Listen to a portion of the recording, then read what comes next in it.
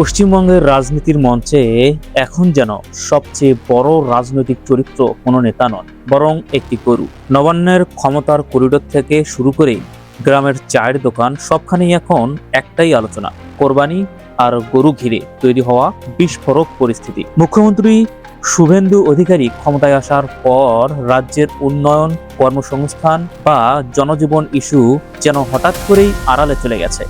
তার জায়গা দখল করেছে ধর্ম, নিষেধাজ্ঞা আর গবাদি পশু কেন্দ্রিক উত্তপ্ত রাজনীতি। আর এই উত্তাপ শুধু কলকাতাতেই সীমাবদ্ধ নেই, এর সরাসরি প্রভাব এখন বাংলাদেশের সীমান্তবর্তী জেলাগুলোতেও অনুভূত হচ্ছে। কোরবানির ঈদের ঠিক আগে ভারতীয় গরুর অস্বাভাবিক প্রবেশে বাংলাদেশের পশুর বাজারেও শুরু হয়েছে নতুন হিসাব নিকাশ। রাজনৈতিক নাটকের এই নতুন অধ্যায়, একদিকে ভাইরাল হয়েছে শুভেন্দু অধিকারীর পুরনো গরুর মাংস খাওয়ার ভিডিও, অন্যদিকে সেই একই নেতা কোরবানির আগে গবাদি পশু জবাইয়ে কঠোর বিধিনিষেধ জারি করে তুমুল বিতর্কের জন্ম দিয়েছেন।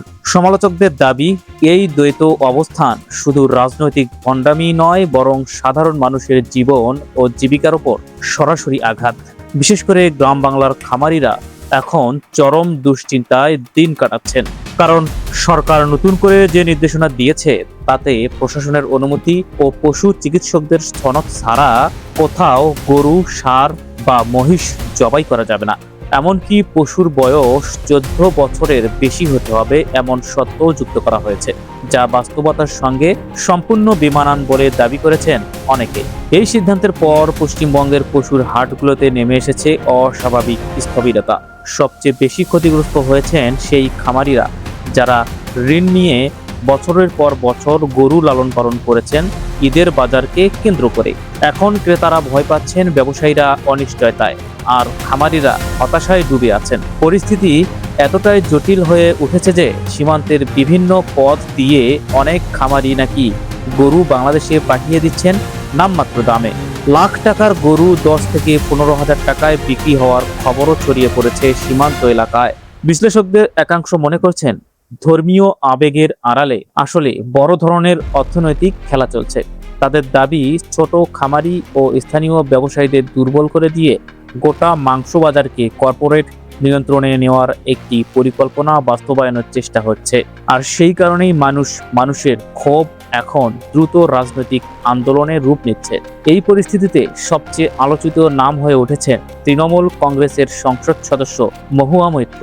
স্পষ্টভাষী এবং আক্রমণাত্মক রাজনীতির জন্য পরিচিত এই নারী নেত্রী আদালতে চ্যালেঞ্জ জানিয়েছেন সরকারের সিদ্ধান্তকে। কলকাতা হাইকোর্টের দায়ের করা মামলায় তিনি অভিযোগ করেন, এই নিষেধাজ্ঞা শুধু ধর্মীয় স্বাধীনতায় হস্তক্ষেপ নয়, বরং গ্রামীণ অর্থনীতির ওপরও ভয়াবহ আঘাত। আদালতে তিনি যুক্তি দেন, কোরবানির পশু শুধু মুসলিম ক্রেতার বিষয় নয়, এই ব্যবসার সঙ্গে জড়িয়ে আছেন হাজার হাজার হিন্দু খামারি ও ব্যবসায়ীও। ফলে এই কড়াকড়ি মূলত নিজেদের জনগোষ্ঠীর মানুষদেরই পথে বসিয়ে দিচ্ছে। মহুয়া মৈত্রের এই অবস্থান দ্রুত সাধারণ মানুষের মধ্যে সাড়া ফেলে। মুসলিম সম্প্রদায়ের পাশাপাশি বহু প্রান্তিক হিন্দু খামারিও তার বক্তব্যকে সমর্থন জানাতে শুরু করেন। রাজনৈতিক মহলে বলা হচ্ছে, শুভেন্দু অধিকারীর পরিকল্পনা উল্টো এখন তার নিজের জন্যই বড় সংকট হয়ে দাঁড়িয়েছে, কারণ ধর্মের ভিত্তিতে বিভাজনের রাজনীতি করতে গিয়ে তিনি খামারি, ব্যবসায়ী ও সাধারণ মানুষের ক্ষোভ এক জায়গায় এনে ফেলেছেন। এদিকে রাজ্য জুড়ে শুরু হয়েছে রাজনৈতিক প্রতিরোধ। বিধানসভা চত্বরে তৃণমূল কংগ্রেসের বিক্ষোভ, বিরোধী নেতাদের রাস্তায় নামার ঘোষণা এবং প্রশাসনের বিরুদ্ধে তীব্র আলোচনা, সব মিলিয়ে পরিস্থিতি ক্রমেই উত্তপ্ত হয়ে উঠেছে। জনতা উন্নয়ন পার্টির নেতা হুমায়ুন কবির এবং আইএসএফ নেতা নওশাদ সিদ্দিকীর মতো নেতারাও সরকারের সিদ্ধান্তের বিরুদ্ধে সরব হয়েছেন। তারা হুঁশিয়ারি দিয়েছেন, জোর করে এই নিষেধাজ্ঞা কার্যকর করার চেষ্টা হলে রাজপথে লাখো মানুষের আন্দোলন গড়ে তোলা হবে। সবচেয়ে তাৎপর্যপূর্ণ বিষয় হলো, এই ইস্যুতে ধর্মীয় বিভাজনের বদলে উল্টো তৈরি হয়েছে এক নতুন বাস্তবতা। হিন্দু খামারি আর মুসলিম ক্রেতা দুপক্ষই এখন একই সমস্যার মুখোমুখি। জীবিকার প্রশ্নে তারা যেন একই কাতারে দাঁড়িয়ে গেছেন। ফলে রাজনৈতিক ফায়দা তোলার যে হিসাব কষা হয়েছিল, সেটাই এখন অনেকের মতে বড় ধরনের বুমেরাং হয়ে ফিরে আসছে। দর্শক, এই পুরো ঘটনাকে আপনি কিভাবে দেখছেন? আপনার মতামত অবশ্যই কমেন্টে জানান। আর এমন গুরুত্বপূর্ণ রাজনৈতিক বিশ্লেষণ পেতে চ্যানেলটিকে সাবস্ক্রাইব করে বেল আইকন অন করে রাখুন। ধন্যবাদ।